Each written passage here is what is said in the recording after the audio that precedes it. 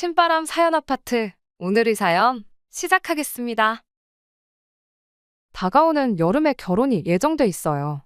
어떻게 보면 코앞이라고 볼 수 있는데 여러 가지 고민이 생겨서 이렇게 사연을 보내보게 되었습니다. 사연을 보내기에 앞서 가족들은 물론이고 친구, 지인들에게까지 제 고민을 털어놓아 봤어요. 제 편을 들어주는 사람도 있고 예비시댁의 뜻을 따르라는 사람도 있고 의견이 워낙에 분분한지라 차라리 제3자의 냉정한 판단이 더 정확하겠다 싶어 이렇게 제 이야기를 보내봅니다.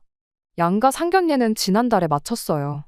연말이고 신년이고 해서 여러모로 바빴던 게 있었던지라 예단이며 예물에 대한 이야기가 얼마 전부터 본격적으로 나오기 시작한 상황이었죠. 저는 공무원이고 남자친구는 평범한 직장인이에요. 요즘 공무원 월급 박봉이라고들 하지만 제가 정말 일찍부터 공무원 준비를 해왔다 보니 일한 기간도 좀 되고 하다 보니 아직 사회생활 시작한 지 얼마 되지 않는 남자친구보다 월급이 조금 더 높은 편이에요. 그렇다고 해서 뭐 몇백 몇천을 더 버는 상황은 아니에요. 말씀드린 대로 지금이야 제가 일한 기간이 훨씬 길어서 돈을 얼마 더 받는 거지. 솔직한 말로 남자친구가 대리만 달아도 저보다 연봉이 훨씬 높아지는 건 시간 문제인 상황이지요. 그래서 벌이만 가지고 제가 훨씬 잘났다거나 제가 기우는 결혼을 한다거나 그런 이야기를 하고 싶지는 않아요. 그냥 서로 비슷한 조건이라고 봐도 무방한 상황이지요. 하지만 모아놓은 돈에 대해서는 이야기가 달랐어요. 당장 액수만 본다면 비슷했습니다. 오히려 제가 남자친구보다 사회생활을 훨씬 일찍 시작한 걸 감안한다면 대외적으로는 제가 돈을 더 못 모아놓은 것처럼 보였어요. 저랑 남자친구 둘 다 4천만 원씩 모아놓은 상황이었거든요. 제 초봉이 얼마나 낮았고 그런 걸 떠나서 경력으로만 따지면 제가 몇 해나 먼저 일을 시작했으니까요. 하지만 저한테는 취직 후에 출퇴근을 위해 뽑아놓은 차가 있었어요. 할부도 다 끝났고 감가상각 다 따지고 같은 모델 중고차 가격만 본다면 제가 차를 처음 샀을 때에 비해서 가격이 많이 내려간 건 사실이지만 그렇다고 해서 다른 차를 산다고 돈이 안 들어가는 건 아니잖아요. 저는 그 차를 그대로 가져가서 쓰기로 했지요. 그런데 각자 출퇴근하는 방향이 다르다 보니 남자친구는 결혼해도 여전히 대중교통을 이용해야 했는데 정작 본인은 결혼도 했는데 언제까지 지하철을 타야 되냐며 결혼 후에는 자기도 차를 뽑아야겠다고 나왔습니다. 보증금 걸고 할부로 사면 1,000만 원이면 된다고 하는데 갚을 돈이나 이자나 생각해보면 똑같은 거잖아요. 막상 남자친구가 뽑고 싶다는 차 가격을 생각해보면 4천만 원 모아놓은 게 사실 한 푼도 안 모아놓은 거나 마찬가지라고 봐도 무방하다 생각하는데 정작 남자친구는 반반 결혼한다고 생각하더라고요. 그러던 와중에 집을 2채 보유하고 있던 시부모님이 저희 살라고 집 하나를 비워주신다고 전해왔어요. 한푼이 아쉬운 상황에 남자친구가 외제차에 저렇게 목을 매니 듣던 중 반가운 소리였죠. 그런데 넘겨준다던 그 집이 장기적으로 봤을 때 메리트가 하나도 없는 집이었어요. 오래되긴 엄청 오래되었는데 단지도 작고 위치 또한 주변에 아무것도 없다고 해도 무방할 정도로 별 볼 일 없었거든요. 그런 입지 조건 때문인가 재개발 소식도 전혀 없었고요. 게다가 출퇴근하기에도 좋은 게 하나 없었어요. 둘 중 한 명 직장이랑 가깝기라도 했다면 그나마 생각이라도 한번 해봤겠는데 이건 뭐 차를 타도 대중교통을 이용해도 출퇴근에만 들어가는 시간이 어마어마했습니다. 그렇다고 집에서 지하철역이 가까운 것도 아니고 버스 노선도 차라리 걸어가는 게 빠르겠다 싶을 정도로 엉망이었거든요. 한푼이 아쉬운 와중에 집을 해준다는 사실만 가지고 감지덕지해야 하는 게 맞긴 하지만 아무리 그래도 이게 맞나 싶었어요. 출퇴근하면서 오며 가며 버리는 시간도 계산해봐야 하고 집이 저렇다 보니 솔직히 동네 치안도 별로 안 좋아 보이고 그랬거든요. 게다가 예비시 부모님도 투자 용도로 사놓은 집이지 실거 주목적으로 사놓은 게 아니어서 리모델링까지 새로 해야 할 판이었습니다. 먼저 새들어 살던 분이 집도 워낙에 지저분하게 쓰셔서 벽지 코너마다 곰팡이가 잔뜩에 샤시에서도 바람이 술술 들어오는 게 감기 걸리기 딱 좋겠더라고요. 이럴 바에 이 집을 급매로라도 정리를 하고 그 돈과 우리 모아놓은 돈을 합쳐서 새로 집을 구하자고 했어요. 남자친구한테도 당분간 차 살 생각은 말고 나도 내 차 팔아서 돈을 보탤 테니 그렇게 해보자고 했죠. 못해도 금매로 내놓으면 1억 초반은 받을 집이었으니 거기에 제 차까지 정리해 저희 두 사람 돈을 합치면 2억 정도 마련할 수 있지 않겠나 싶은 계산이었거든요. 그럼 적어도 여기보다 훨씬 더 좋은 환경의 위치까지 고려해서 집을 구할 수 있을 거라 생각했습니다. 그런데 예비시댁에서 반대를 해왔어요. 꼭 그 집에서 신혼살림을 차리는 조건이어야 한다더군요. 그게 아니면 그 어떤 지원도 해줄 생각도 없다고요. 오히려 저를 보고 요즘 것들은 이래서 안 된다며 혀를 차더라고요. 제가 거기에 살기 싫어하는 이유가 오래된 아파트라서 그러는 거 아니냐고 하면서요. 그것도 이유 중 하나인 건 사실이지만 그것만이 이유는 아니라고 제가 생각했던 문제점들을 집어서 말씀드렸죠. 오히려 저보고 아무것도 모른다고 뭐라고 하더라고요. 현재까지도 그 어떤 재개발 소식이 없으니까 더더욱 그 집이 메리트가 있는 집인 거 모르냐고 하더라고요. 요즘 것들은 겉만 번지르르 하지 알맹이는 보잘것없다고 겉만 번지르르한 집에 살고 싶어 하는 걸 보니 딱 알겠다는 겁니다. 지금은 아무 소식이 없으니 똥파리들이 꼬이지 않아서 저런 거지. 재개발 호재 하나만 터지면 그것만 가지고도 집값이 2배는 넘게 상승할 거라고 확신을 하고 있었어요. 괜히 헐값에 정리했다가 그 집이 대박이라도 나면 당신들은 배가 아파서 어떻게 사냐며 죽어도 그 꼴은 못 보겠다고 막무가내더군요. 예비시댁에서 저렇게 완강하게 나오니 제가 어쩔 도리가 없었습니다. 차라리 집을 지원받지 말고 우리 힘으로 어떻게든 해봐야 하나 이런 생각이 드는 와중에 이어서 또 어이없는 요구를 해오더군요. 자고로 남자 쪽에서 집을 해오면 여자 쪽에서 집값의 20%를 예단으로 해오면 기타 결혼식 비용은 다 부담하는 거 알고 있냐고 물어오며 미리 적어놓은 예단 리스트를 저한테 들이밀더라고요. 예단은 욕심내지 않고 별로 안 적었다고 하면서 예단을 조금만 받는 대신에 그 집 리모델링비 3천만 원을 저희 집에서 해주면 되겠다고 견적서를 들이밀더라고요. 이야기 꺼내기 전에 같은 식당 같은 식사 자리에서 똑같은 밥을 먹었는데 이 사람들이 뭘 잘못 먹고 이런 이야기를 다 꺼내나 싶었습니다. 게다가 가만 듣고 보니 말도 앞뒤가 안 맞았어요. 집값이 20%는 해오는 거라더니 막상 예단 리스트에 집 리모델링 견적서에 적혀있는 금액만 합쳐도 5천만 원이 넘었거든요. 결혼식 비용에 신혼여행 이것저것 합쳐서 계산해보면 거기서도 2천은 우습게 나올 테고요. 제가 새로 집을 구하자는 의견을 내면서 주변 부동산 시세를 조사했을 때 금매로 1억 초반에 내놔도 팔릴까 말까한 집이란 건 이미 알고 있던 상황이었거든요.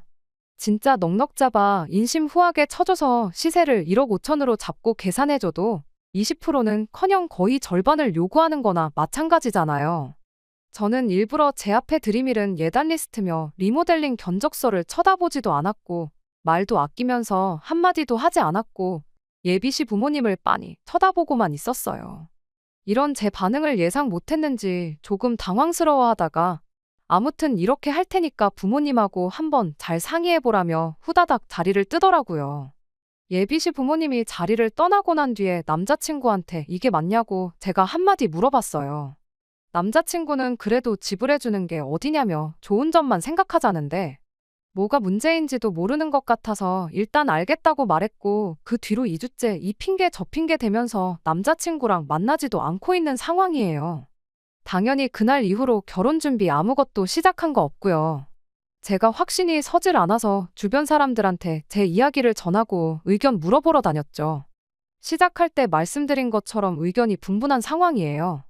남자친구 말처럼 좋은 게 좋은 거라고 집 해준다는데 우리가 이득 아니냐. 재개발 호재가 없어도 집값은 언젠간 오르게 되어 있다 하면서 남자친구랑 예비시댁 말이 맞다는 사람도 있고요.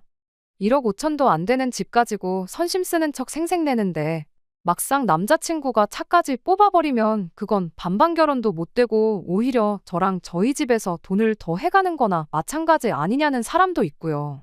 의견이 반반 갈리다 보니 저도 도무지 갈피를 못 잡겠네요.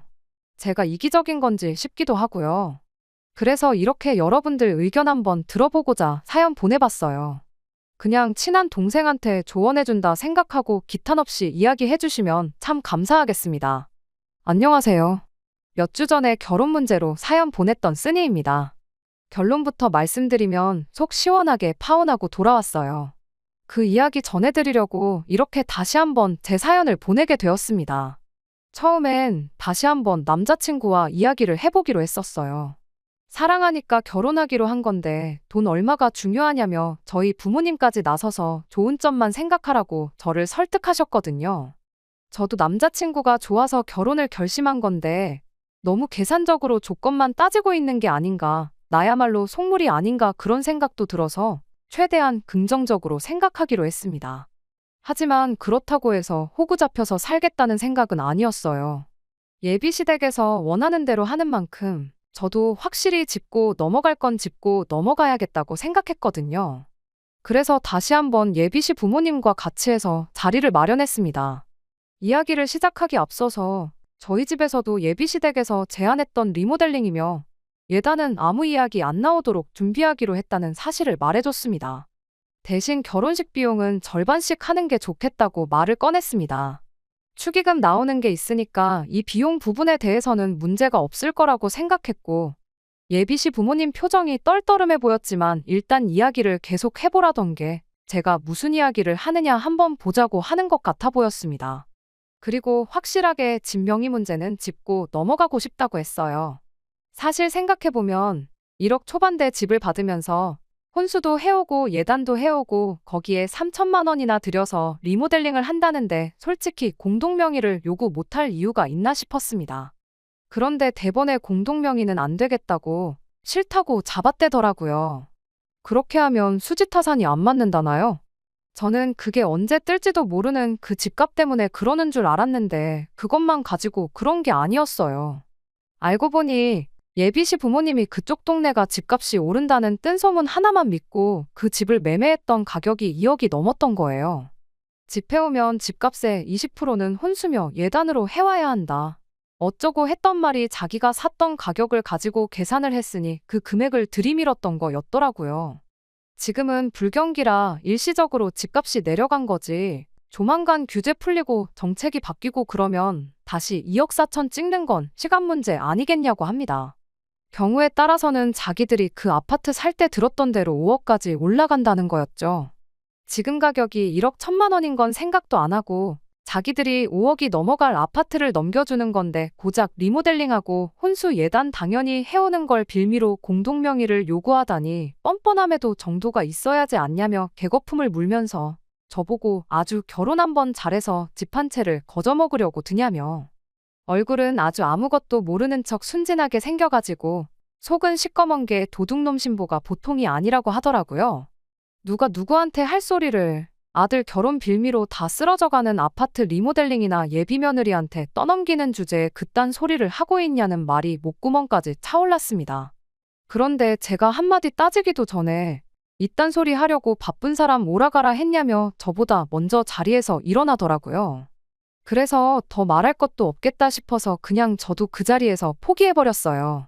금매 시세 1억 1천만 원짜리 집을 가지고 2억 넘는 집 해주는 것처럼 생각하고 있는데 리모델링이고 혼수에 다니고 나발이고 남자친구 집에서는 저를 예비 며느리가 아닌 언젠가는 5억까지 치솟을 지들 명에 집 한 채를 푼돈 내고 거저먹으려 드는 도둑놈으로 생각하는 게 뻔히 보였거든요.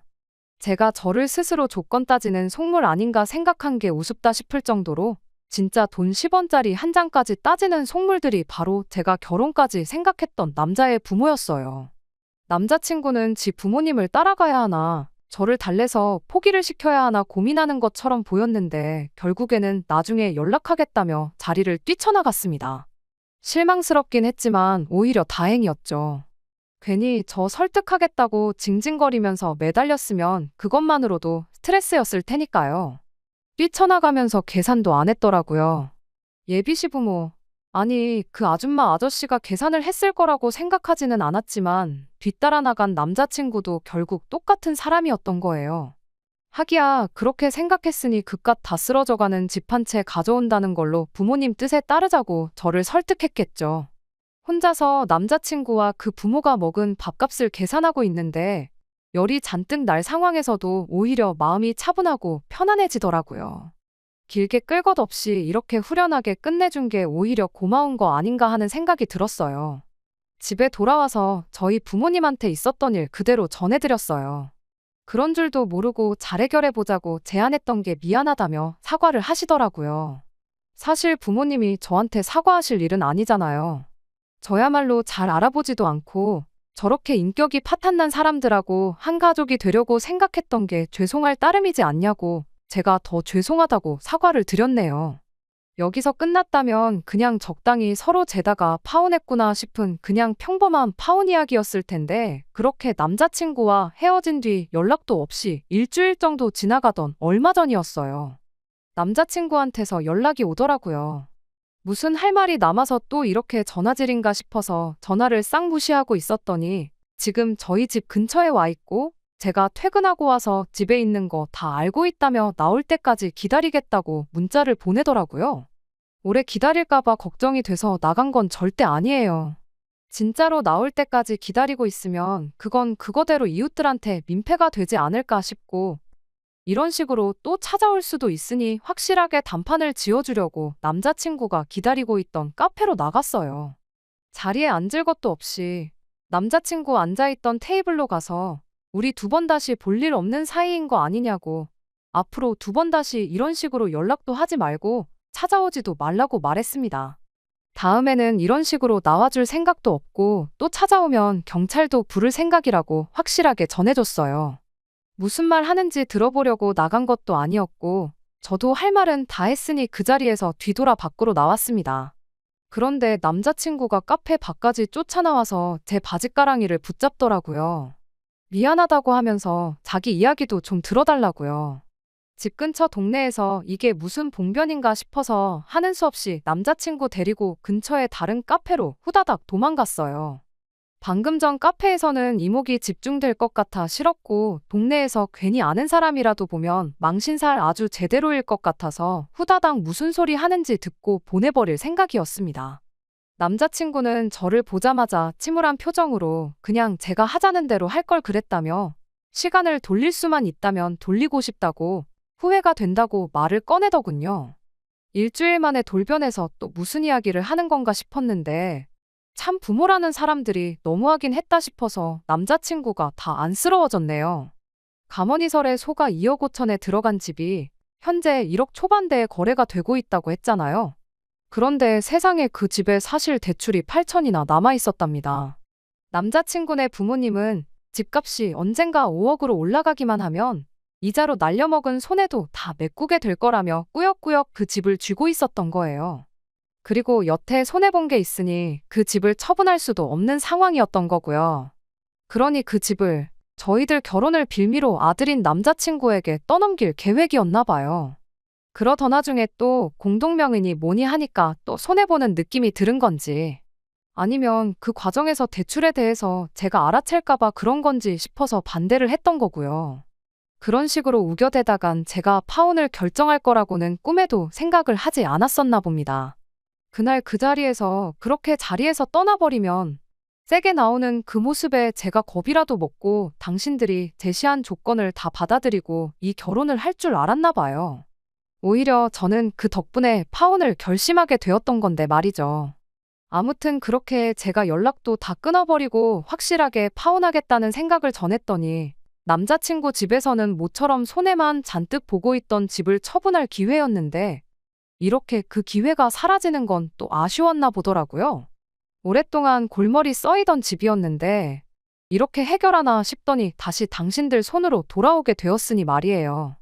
그래서 그걸 그냥 자식인 남자친구한테 떠넘기기로 했나 봐요.